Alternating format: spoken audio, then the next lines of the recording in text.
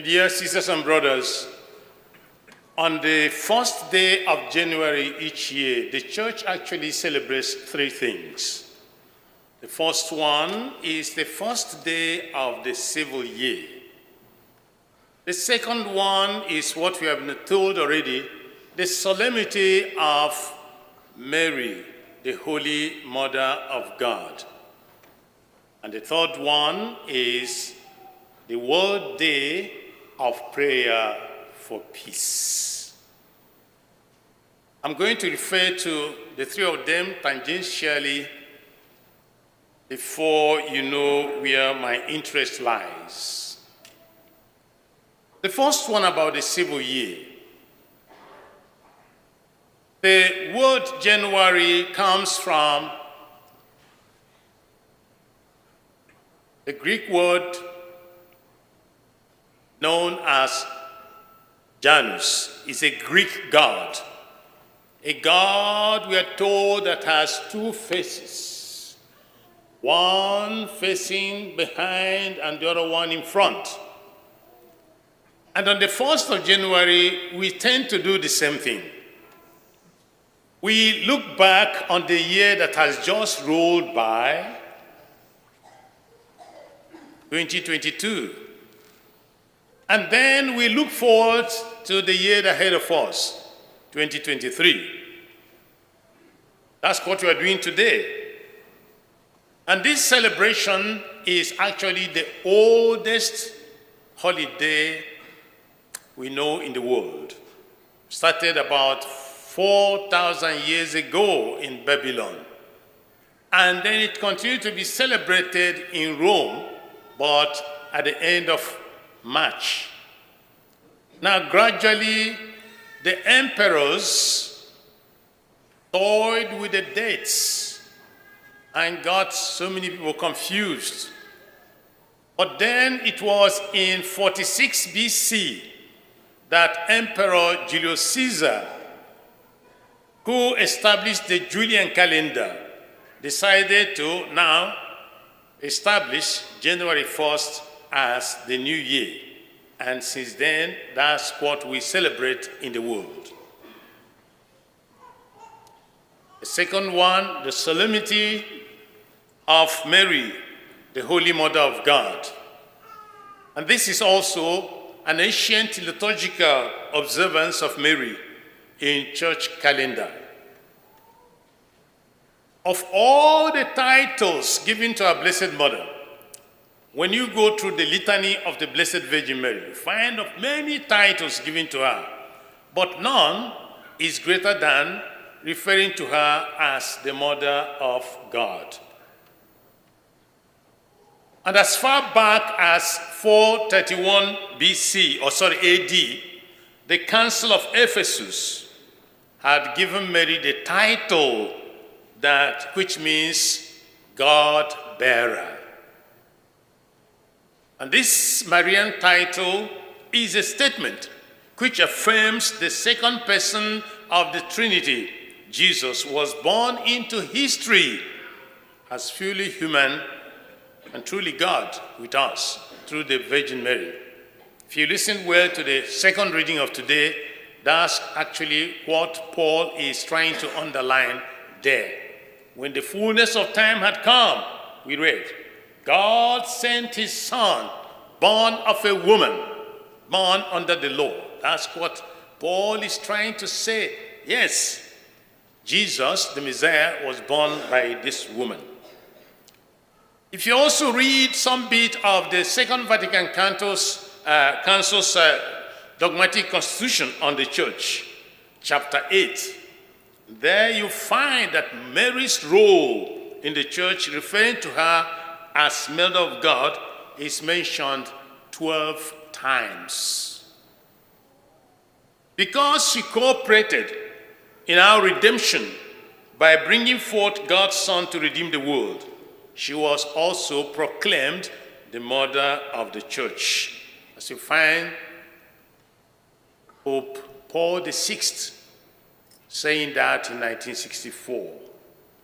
Since Mary conceived Jesus, true man and true God, She is truly the mother of the incarnate Jesus, and therefore the mother of God, and the mother of all who believe in her Son, Jesus Christ. The third one, the Roman Catholic World Day of Prayer for Peace. This started in 1967. It was announced by Pope Pius VI, who made this as an addition to the Solemnity of Mary, the Holy Mother of God, declaring 1st January as the World Day of Peace.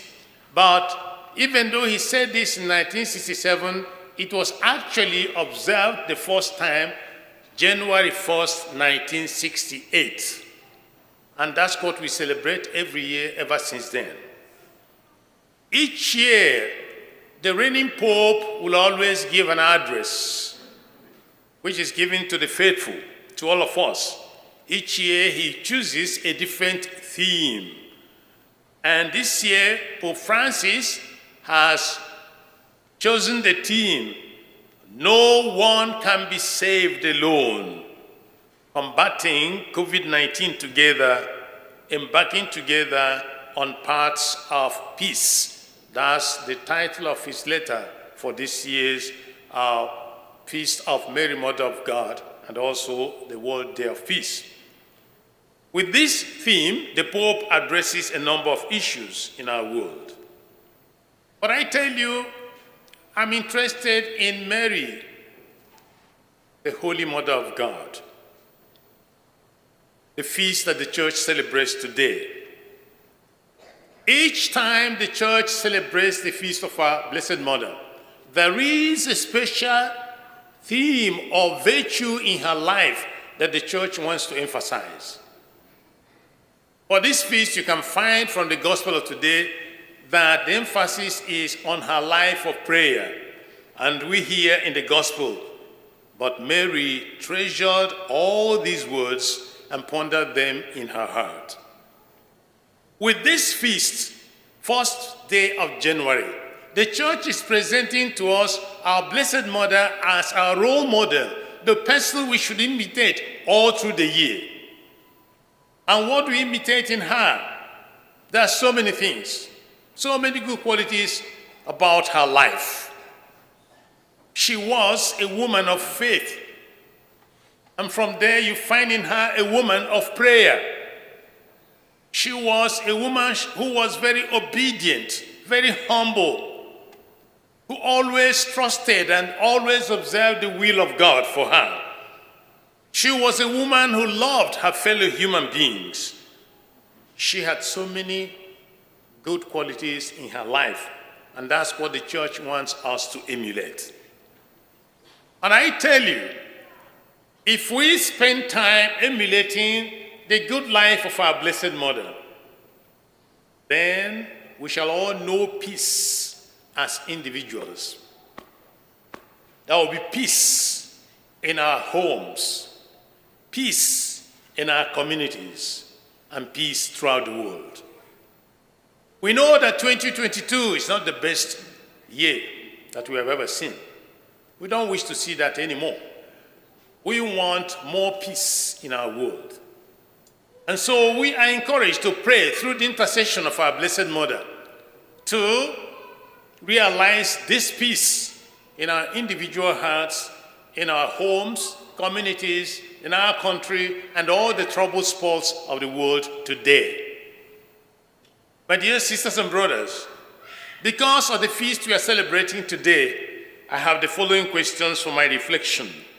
Number one, in what ways can I emulate Mary's example of prayer in this new year? 2, what can I do to make 2023 a better year than 2022? What can I do? And 3, how can I become an instrument of peace and reconciliation, starting from my family, wherever I find myself? My dear friends, in addition to all the private intentions we have brought to us with us to Mass today, let us thank God for bringing us into this new year 2023. Let us humbly ask Him for the grace that will enable us to emulate the exemplary life of the Blessed Virgin Mary, especially in her life of prayer and meditation. Let us pray that, like the shepherds, we may be eager to spread the message of the good news of salvation that we have received.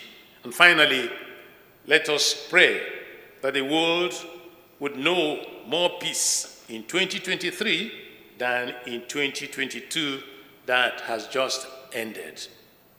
And also remind all of us to pray for Pope Benedict XVI, who passed on yesterday, a good servant of God, that God will receive him into his heavenly kingdom.